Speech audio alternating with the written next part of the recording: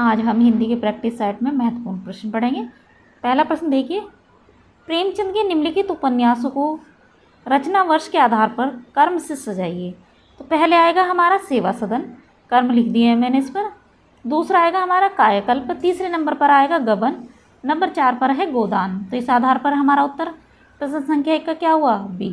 ग, घ, प और फिर ख। प्रश्न संख्या 2 देखिए, भक्तिकालीन सूफी काव्यधारा की विशेषताओं के संदर्भ में निम्नलिखित में से एक विशेषता गलत है। उस गलत विशेषता को चुनिए। तो कौन सी है? हमारी पहली इसमें गलत है। इस काव्यधारा के सभी कवि मुसलमान थे, यह गलत है। प्रश्न संख्या 2 का उत्तर है हमारा ए। प्रश्न संख्या 3 देखिए, कुट्टी चातन के उपनाम में किसके व्यक्तिपरक निबंध छपे हैं, किसके? अगेय के। प्रश्न संख्या 3 का उत्तर है हमारा बी। ठीक है, कुट्टी चातन के उपनाम में किसके व्यक्तिपरक निबंध छपे हैं, किसके? अगेय के। प्रश्न संख्या 4 देखिए, कालिदास हजारा रचनाएं किसकी? कालिदास की। प्रश्न संख्या 4 का उत्तर है हमारा डी। प्रश्न संख्या 5 देखिए, आचरण की सभ्यता निबंध के रचयिता है कौन है? सरदार पूर्ण सिंह। ये बहुत प्रसिद्ध है, सभी जानते हैं, सभी परिचित हैं। प्रश्न संख्या 6 देखिए, संदर्भ के लेखक है कौन है? डॉक्टर विनय। प्रश्न संख्या 6 का उत्तर है हमारा ए। प्रश्न संख्या 7 देखिए, किसान के रचनाकार हैं कौन है? मैथिली शरण गुप्त हैं। प्रश्न संख्या 7 का उत्तर है हमारा ए। प्रश्न संख्या 8 देखिए, सहज यान के प्रवर्तक हैं तो कौन है? सरहप्पा है। प्रश्न संख्या 8 का उत्तर है हमारा ए। प्रश्न संख्या 9 देखिए, जन्मेजय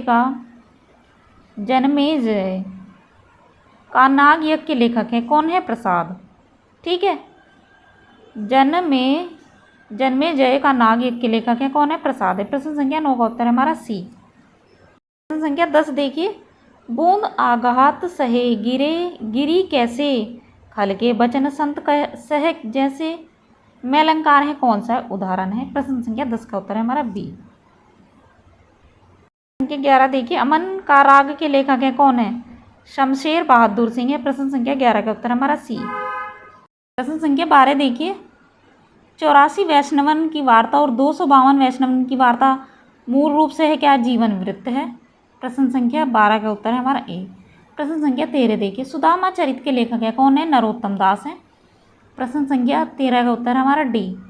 प्रश्न संख्या 14 देखिए, आचार्य महावीर प्रसाद द्विवेदी रचित अर्थशास्त्र विषय का ग्रंथ है संपत्ति शास्त्र। ठीक है, ये आचार्य महावीर प्रसाद द्विवेदी रचित अर्थशास्त्र, ये आप जानते हैं सभी कि अर्थशास्त्र की रचना है कौटिल्य की है, लेकिन ये आचार्य महावीर प्रसाद द्विवेदी ने भी लिखा है, अर्थशास्त्र विषय का ग्रंथ लिखा है एक। ठीक है, आचार्य महावीर प्रसाद द्विवेदी जी ने। तो इसका क्या है विषय का, कौन से विषय का ग्रंथ है? ये संपत्ति शास्त्र है। ठीक है। प्रश्न संख्या 15 देखिए, अष्टछाप की स्थापना सन 1565 ईस्वी में किसने की थी? किसने? विट्ठल नाथ ने की थी। प्रश्न संख्या 15 का हमारा उत्तर है बी। प्रश्न संख्या 16 देखिए, लोहे की दीवार के दोनों ओर किसकी कृति है? किसकी है? यशपाल। प्रश्न संख्या 16 का उत्तर है हमारा सी। प्रश्न संख्या 17 देखिए, आलोचना को भाषाई रीतिबद्धता से उन्होंने वैसे ही मुक्त किया है जैसे निराला ने कविता को छंदों के बंधन से। आप सभी जानते हैं निराला जी ने कविता को क्या किया है? छंदों के बंधन से मुक्त किया है।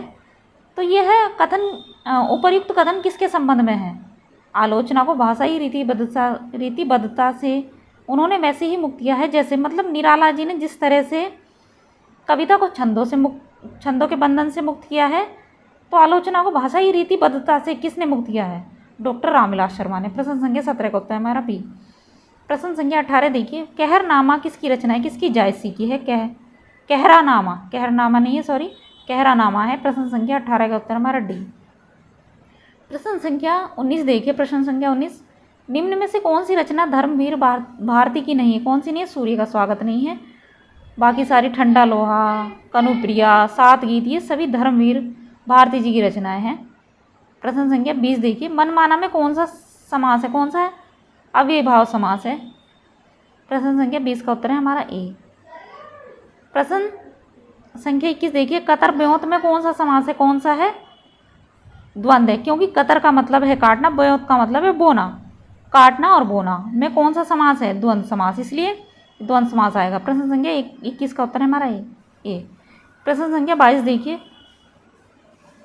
पाश्चात्य का विलोमार्थक शब्द है, क्या है? पूर्वार्थी है।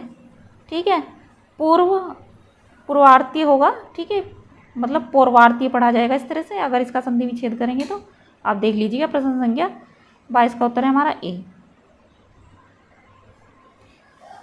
प्रश्न संख्या 23 देखिए, देवताओं का उपवन है क्या? नंदन कानन। प्रश्न संख्या 23 का उत्तर है हमारा ए। प्रश्न संख्या 24 देखिए, अपने में मरे बिना स्वर्ग नहीं मिलता का अर्थ है, मतलब अपने मरे बिना स्वर्ग नहीं मिलता, इसका अर्थ बताना है। स्वयं प्रयत्न करने पर ही काम बनता है, कहने का मतलब है जब तक आप प्रयत्न नहीं करेंगे तब तक काम नहीं बनेगा। तो इसका उत्तर है हमारा 24 का ए।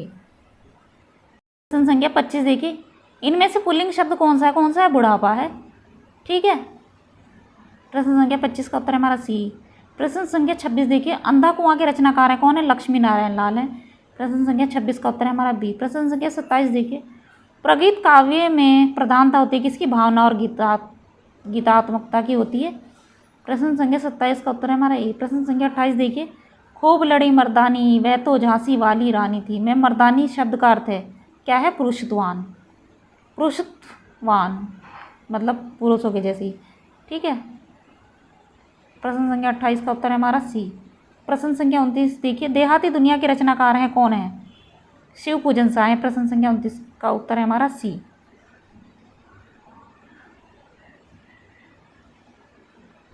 प्रश्न संख्या 30 देखिए, आवारा मसीहा किसकी जीवनी पर आधारित उपन्यास है? किसकी? शरद चंद्र। प्रश्न संख्या 30 का उत्तर हमारा सी। प्रश्न संख्या 31 देखिए, हिंदी में शिकार साहित्य के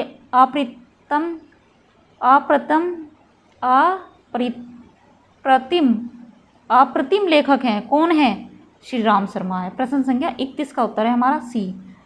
प्रश्न संख्या 32 देखिए, भारतेंदु युग और हिंदी साहित्य की विकास परंपरा के लेखक हैं कौन है?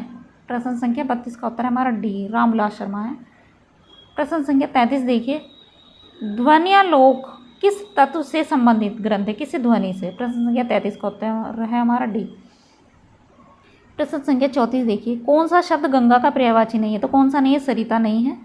ठीक है, प्रश्न संख्या 34 का उत्तर है हमारा डी।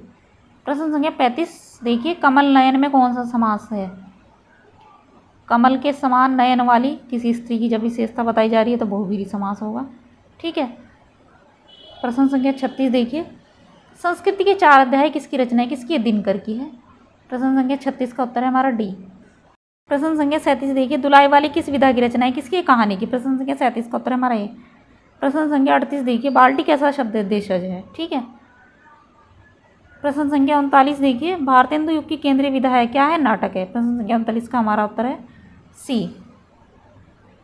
प्रश्न संख्या 40 देखिए, संयोगिता स्वयंवर है, क्या है? एक नाटक है संयोगिता स्वयंवर। प्रश्न संख्या 41 देखिए, अर्धकथानक है, कैसा? आत्मकथा है। ठीक है, प्रश्न संख्या 41 का उत्तर हमारा बी। प्रश्न संख्या 42 देखिए, भिखारी दास की रचनाएं क्या है? काव्य निर्णय है।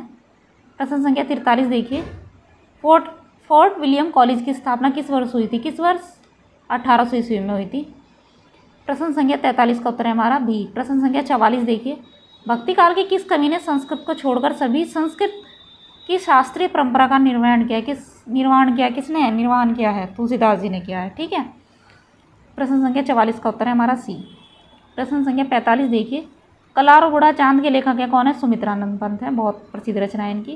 प्रश्न संख्या 45 का उत्तर है हमारा बी। प्रश्न संख्या 46 देखिए, अवधि का निजी छंद है बरवे। प्रश्न संख्या 46 का उत्तर है हमारा ए। प्रश्न संख्या 47 देखिए, सरदार पूर्ण सिंह विख्यात है किसके? निबंधकार के रूप में प्रसिद्ध हैं। प्रश्न संख्या 48 देखिए, 9 2 11 होना का अर्थ है सभी जानते हैं, भाग जाना। प्रश्न संख्या 48 का उत्तर हमारा सी। प्रश्न संख्या 49 देखिए, गीतिका के रचनाकार का नाम है निराला। गीतिका के रचनाकार का नाम क्या है? निराला है। प्रश्न संख्या 49 का उत्तर है हमारा सी। प्रश्न संख्या 50 देखिए, निम्नांकित में से किस कृति के लेखक नामवर सिंह है? किसके? दूसरी परंपरा की खोज के लेखक है नामवर सिंह। प्रश्न संख्या 50 का उत्तर है हमारा बी। तो आज हमने 50 महत्वपूर्ण प्रश्न पढ़े हैं।